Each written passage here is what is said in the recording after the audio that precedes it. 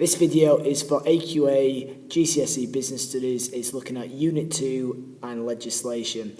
Now this is the second video. I've already created a video before which was based on labour legislation.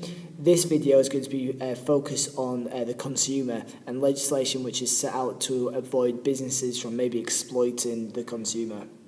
So the first one we're going to look at is one called the Trades Descriptions Act, which was created in 1968.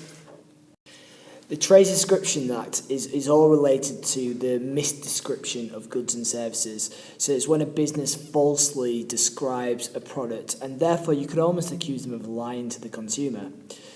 So it's often deemed to be breaking the Trades Descriptions Act when it's false information, for example, in advertisements or on packaging.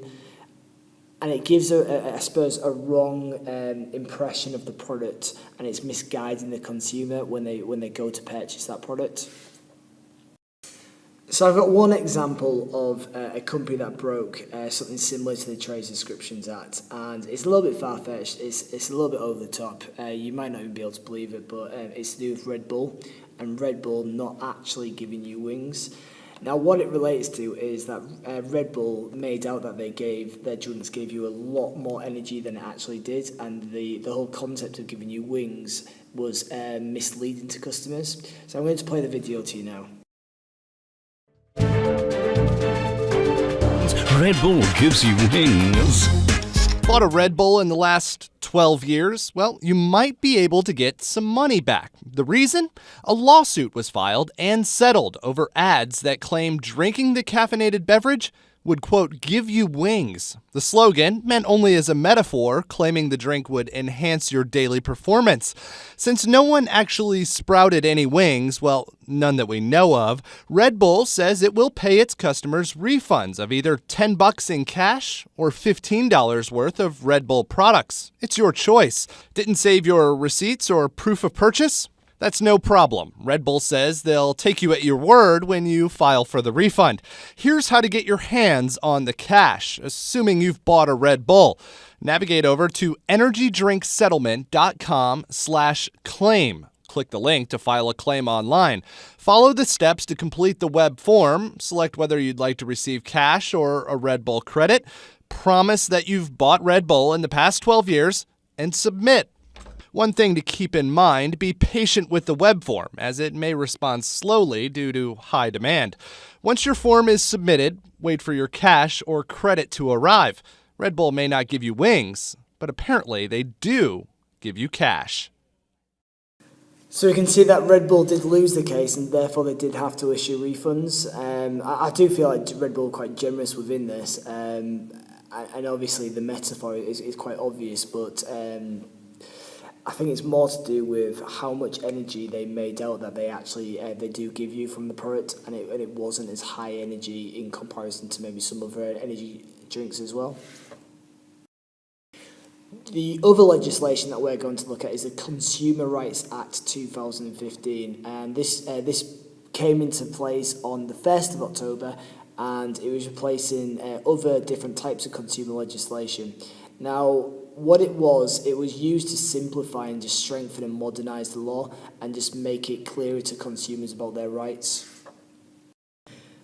So in terms of this legislation, what it relates to is whether the good or the product or the service is to a satisfactory quality. So it shouldn't be damaged or it shouldn't be faulty. It should be fit for purpose and it should be as described. So if it, for example, it's an oven and it's described to cook at a certain temperature in a certain time duration, it doesn't, then it's misguided information. If you find, let's say, I'm sure there's been many times where you've bought a product and maybe you've bought a garment of clothing and it's got a hole in, or it's not to the adequate size and it's obviously faulty. If you've got a technological good and it's not very durable and it breaks instantly, then as a customer you're entitled to a certain action. The different types of action are the following. You could request a repair or a replacement. You could request a credit note, which can be used within store, or you can request an exchange. So yeah, and also an exchange. So if you've got proof of purchase, you should be able to get the following action. Now, I've got a couple of examples of companies that have been taken to court and have been fined because of misleading information and exploiting the customer. So in terms of M&S, back in 2005, they were fined for the Italian line. So they had a fashion line which they advertised as Italian, and obviously if you think about Italy, they've got a good reputation in terms of fashion. They're well known for their premium clothing. But actually, it was being produced in Lithuania and in other Eastern European countries. So again, a customer realised this and they complained, it was investigated, and they were fined. Another example is Tesco fined £300,000 after misleading strawberries offer. So Tesco's, they were making out that they had a half price offer on their strawberries, but actually they were charging the initial price. So they were misleading the customers, thinking the customers were getting a better deal, but they were actually just getting the right deal.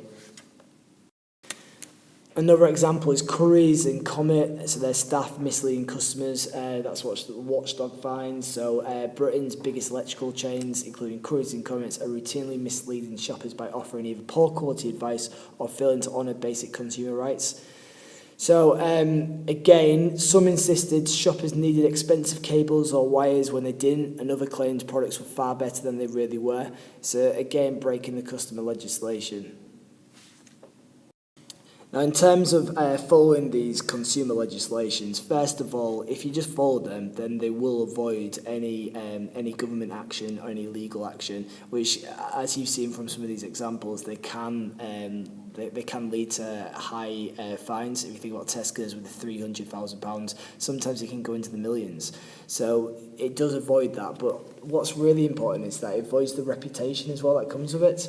And if they're well known for ripping off customers or exploiting customers, then again, customers are just going to boycott those stores and they're going to shop at their competitors and their alternatives with a better reputation. And if that happens, then think about the sales revenue, think about the profits, and so on. Also, in terms of the cost of the refunds and the cost of the exchanges, again, it's in the business's best interest just to make sure that the product is fit for purchase.